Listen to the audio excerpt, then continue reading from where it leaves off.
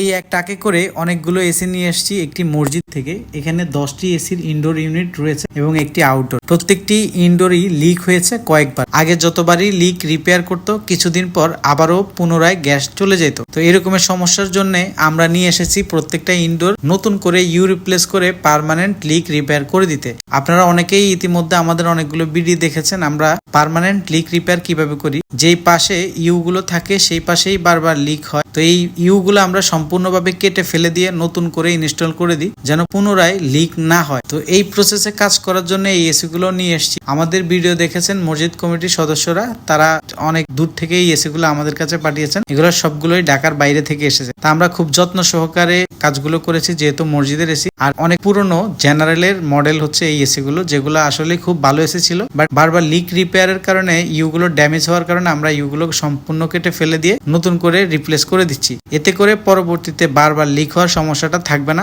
আমরা প্রত্যেকটা ইউনিটি বা প্রেসার দিয়ে কয়েকদিন রেখে দিয়েছি। মসজিদ কমিটির মানুষদের কাছ থেকে অনেক বেশি সময় নিয়ে এসেছি যেন অনেক ভালোভাবে কাজগুলো করা যায়। অবশেষে সবগুলো এসি কমপ্লিট, এখন ডেলিভারি যাচ্ছে।